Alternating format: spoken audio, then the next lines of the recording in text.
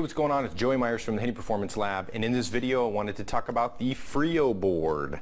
Not a very big board, but what it's going to be for your players is a prehab, pre-rehabilitation, or a rehabilitation. Post-injury, say ankle injury, could be even hip or even knee.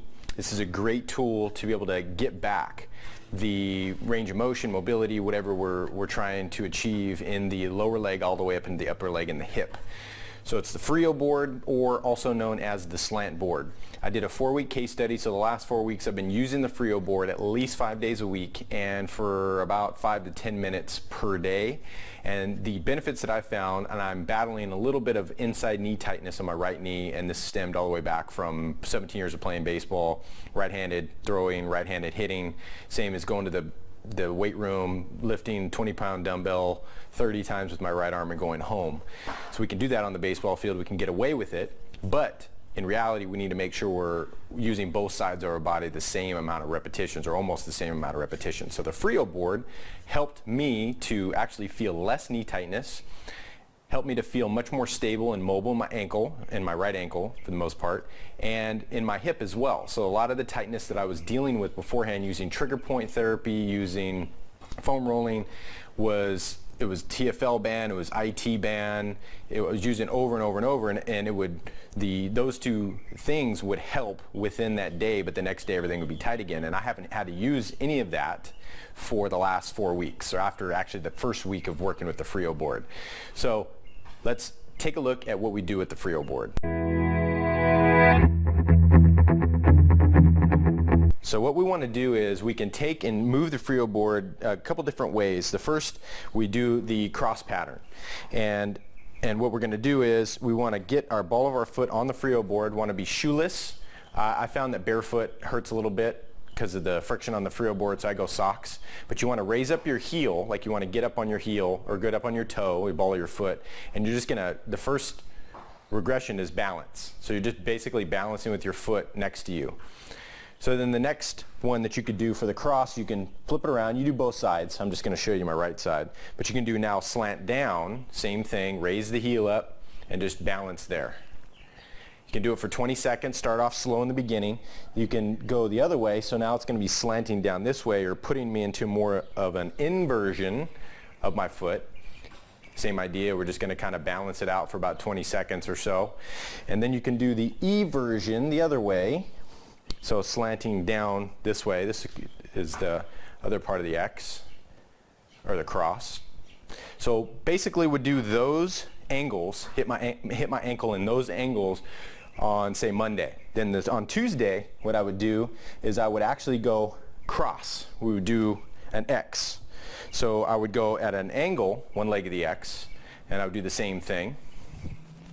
Do the other foot, same idea, and then we switch and do the other way, uphill, the other leg of the X, and then we do the other side, downhill, X, other leg of the X, same idea, and then again this way. And again, you're doing both feet here, but the idea is just to kind of balance and feel that out. Now, what you can use is what's called a Gym Boss. Put links to this in the article, but it's an interval timer, and you can set it to like 20 seconds and then 5 seconds, 20 seconds work and 5 seconds off. So it'll alert you to beep when to switch. I just kind of feel it out, and just when I feel a burning sensation in my arch of my foot, my ankle, my knee, my hip, whatever, that's usually when I switch and go to the next thing. So if you got more time, you can do that. If you're on a time crunch, then you can use the Gym Boss to help you do that. So to make this harder, so you can do those two things. To make this harder, you can do the same, either cross or X. And then what you can do to make this tougher, more challenging, is to move your foot out in different directions. So out in front of you, behind you, you want to kind of use locomotion. So actually turning your shoulder if you go back, like if you're running. So you can go outside this way, and that's going to make it a little tougher. You can try closing your eyes. That's probably really tough. I wouldn't recommend that unless you had maybe a stick to hold on to. And that's another way to make these a little less challenging, is you could take a stick if you're really immobile, if your balance isn't very good, then you can take a stick and hold it with one hand. But the moment you start to hold onto something, onto a wall or anything like, usually your brain will just shut off and it's a lot easier to balance. So you want to really push yourself, especially with your athletes, to be able to go without, even if they got to put their toe down every once in a while to rebalance. But that is the Frio board.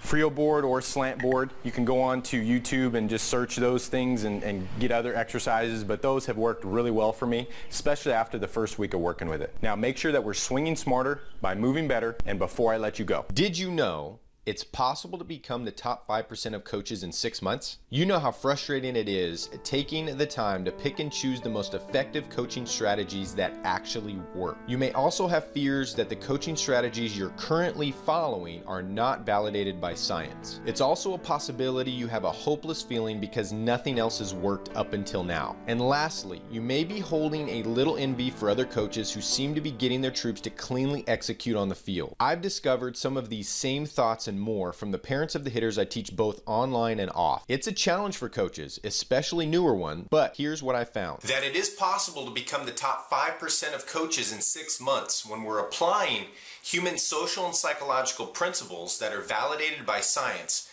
to coaching youth athletes. And that's why I wrote The Science of Sticky Coaching, How to Turn Ordinary Athletes into Extraordinary book that is now available for purchase on Amazon.com. Now, once you've read the book, there are a few things that both baseball and softball parents or coaches will realize. A greater sense of confidence that your coaching strategy is the same one that's supported by top 5% of teachers, parents, and coaches. A bigger sense of relief that the coaching strategy you'll learn is validated by the gold standard of science, empirical research. A constant state of joy because your new coaching strategy will make mentally tough athletes focused on the controlled process and not uncontrollable outcomes. At Hit Perform Lab, just finished Science of Sticky Coaching book, and it should be required reading for all youth baseball coaches.